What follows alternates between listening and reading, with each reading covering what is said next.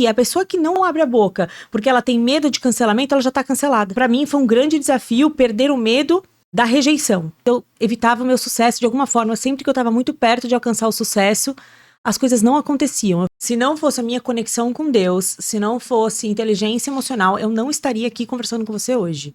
Mas uma coisa que eu precisei aprender a lidar, por exemplo, foi com medo de cancelamento. Para eu precisar aprender a lidar com medo de cancelamento, eu precisei entender que a pessoa que não abre a boca porque ela tem medo de cancelamento, ela já tá cancelada. Uau. Né? Uhum. Porque se você não abre a boca com medo de falar com as coisas que as pessoas vão te podar, vão te cancelar, cara, você já tá cancelado. Você já calou a sua boca. Então, assim, eu não tenho medo de me posicionar.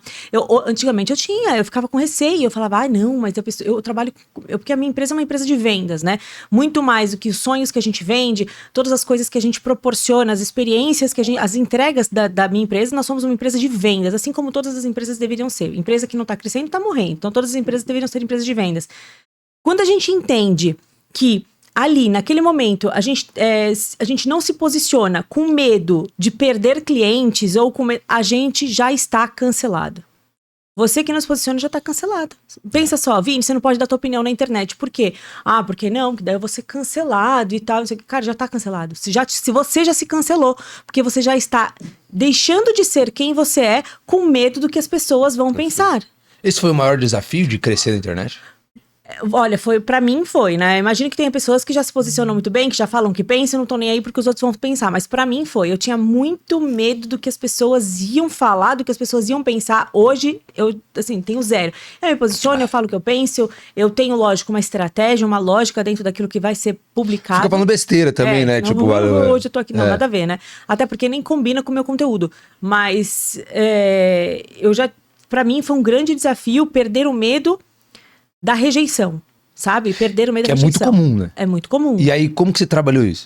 Com autoconhecimento, inteligência emocional. As pessoas hoje, elas têm muito... Não hoje, né? Isso é desde que o mundo é mundo.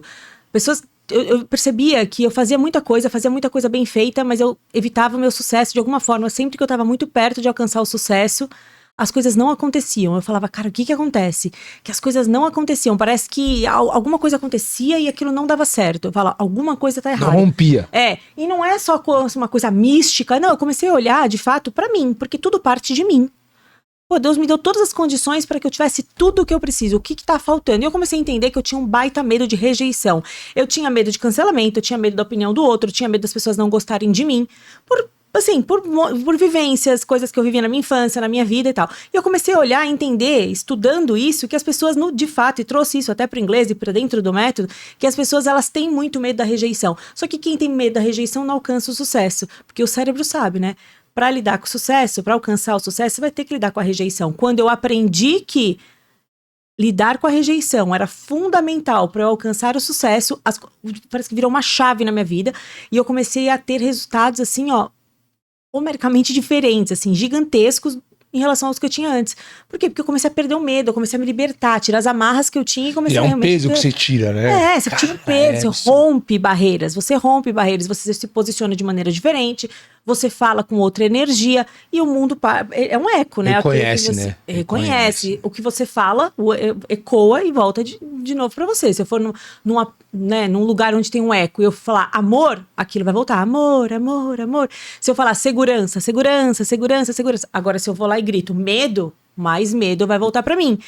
Se eu tenho medo da rejeição, não adianta eu querer alcançar o sucesso, porque não é sucesso que vai voltar pra mim. E o sucesso, quem lida com o sucesso sabe, pra você alcançar o sucesso, seja ele qual for, você vai ter que lidar com a rejeição.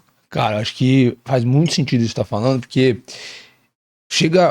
independente das pessoas, do atleta, do segmento que a gente conversa aqui, seja atleta, empresário, enfim, é muito parecido as batalhas internas que as pessoas precisam lutar, né? Sim. O atleta, por exemplo, ele precisa lutar, mesmo treinando todos os dias, ele chega numa competição e ele tem medo de não conseguir colocar aquilo que ele treinou, por exemplo, lá na hora da competição. Então ele tem um desafio tremendo. É muito mais do mental, muito mais essas feridas internas do que propriamente algo técnico, né? E quando você vem para esse caminho empresarial, de colocar na internet, o que você acha que mais mudou na Carol de quando você começa para agora? Ou se você fosse definir alguma coisa que mais proporcionou essa sua alavancagem, esse seu progresso, o que você enxerga que foi? Qual o fator que mais contribuiu com isso? O fator que contribuiu com isso, com o meu crescimento, é o que contribui sempre para eu ir para a próxima fase, é fé e inteligência emocional. Se não fosse a minha conexão com Deus, se não fosse inteligência emocional, eu não estaria aqui conversando com você hoje. Pode ter certeza, de onde eu vim eu não estaria, até porque 90%, vou até falar mais, 90, 99%, se eu olhar para os meus amigos de escola, se eu olhar para as pessoas da onde eu vim, né, eu vim de um bairro muito simples, 99% das pessoas que conviviam comigo hoje têm vidas muito diferentes das que eu tenho. E isso está de acordo com o quê? Com as crenças de capacidade, identidade e merecimento.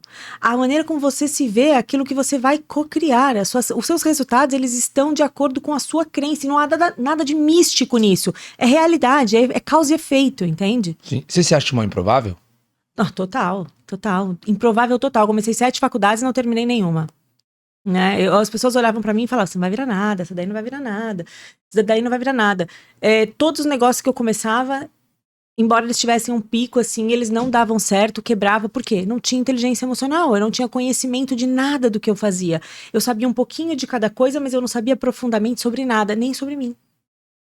Entende? Sim. Então eu não buscava me desenvolver. Eu chegava um momento em que eu começava a replicar comportamentos dos meus pais, eu começava a replicar comportamentos que estavam muito mais relacionados à minha ancestralidade, aos meus pais, de onde eu vim, aos meus amigos de infância, do que a quem verdadeiramente eu gostaria de ser. E até que me caiu a ficha de que se eu quisesse ser alguém diferente, eu precisaria ter atitudes diferentes, porque tendo atitudes da Carol ali antiga, eu ia continuar tendo os resultados da Carol antiga.